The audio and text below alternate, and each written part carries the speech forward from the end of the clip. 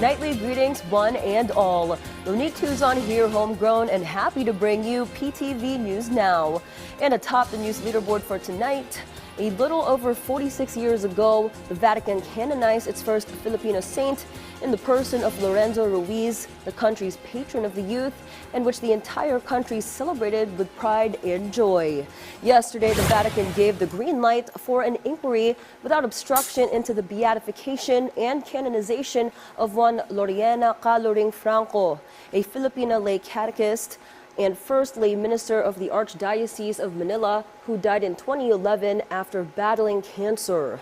Pasig Bishop Milo Hubert Vergara said the Vatican has granted a nihil obstat, or nothing stands in the way, order to the Catholic Bishops' Conference of the Philippines, CBCP, to proceed as it sees fit to begin its probe. Papal Nuncio Charles Brown, Vatican's envoy to the country, handed the protocol last night to Pasig Bishop Vergara, who opened the cause for Franco in February, then issued a formal request for a nihil obstat protocol from the Vatican the following month in March. As such, Vergara has requested the entire nation for prayers for the cause of Caloring Franco, whose life and acts of virtues are up for preliminary inquiry by the Pasig Diocese. Ukraine is allegedly on an irreversible path to NATO integration and is the paramount subject this year's summit talks. Meanwhile, China has unmistakably and absolutely thrown its support to Russia to counter NATO's comment to Ukraine. VOA's Pentagon correspondent Carla Babb fills us in with more. American-made F-16 fighter jets like these now heading to Ukraine from NATO allies Denmark and the Netherlands. The transfer of F-16s is officially underway, and Ukraine will be flying F-16s this summer. All 32 allies in a communique calling Ukraine's path to NATO membership, quote, irreversible, in a strong message to Russian President Vladimir Putin that he simply cannot wait out NATO allies. The work we are doing together now will ensure that when the time is right, Ukraine can join without delay. It is not a question of if, but when. U.S. President Joe Biden pressed NATO allies to continue their increased defense spending in order to keep up with Russia's wartime production levels. They're significantly ramping up their production of weapons, munitions, and vehicles. And they're doing it with the help of China, North Korea, and Iran.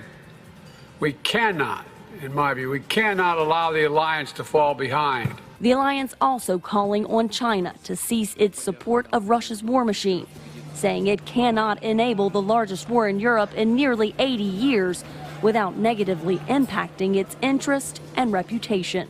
The declaration we have agreed today is the strongest message NATO allies have ever sent on China's contributions to Russia's illegal war against Ukraine.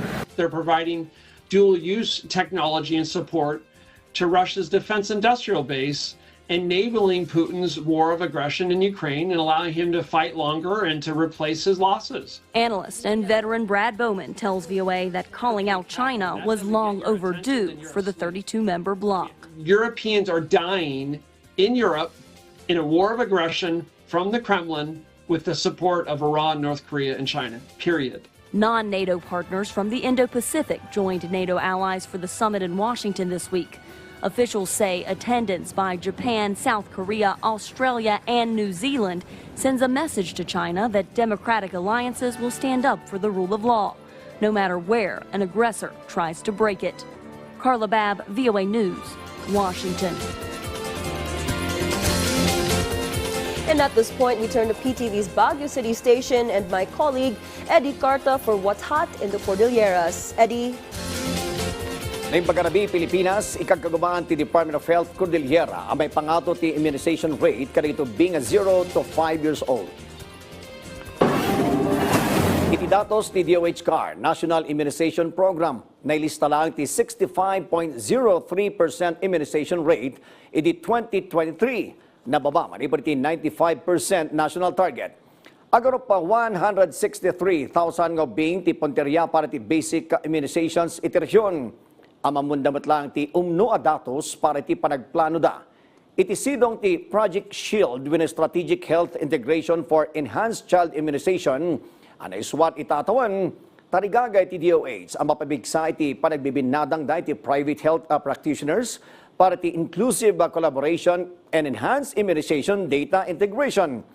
Ti immunization ti maysa iti 8 priority health programs ti DOH-CAR, iti tarigagay ang managpat ti napintas sa salunat, dagiti umili iti komunidad. Itsamali pa damag, 2 top most wanted persons na kamag ti Cordillera ken 47,000 agata ti maata pa shabu na diskubre ijay Kalinga. Ijay Connor Apayao natiliw ti 39-year-old male analista kas number 2 top most wanted iti regional level. Sumangsango iti kaso sexual assault ken 2 counts of rape kontra iti 14-year-old female minor. Iti Ifugao, nakamagmat iti 58-year-old male, ang number 5 top most wanted person iti regional level, asumangsango iti kaso a panaglabsing iti anti-child abuse kontra iti 16-year-old female minor. Kabayatan ay Jaimot Tabuk City, Kalinga, natiliw ti street level drug personality iti implementasyon ti search warrant iti balay na.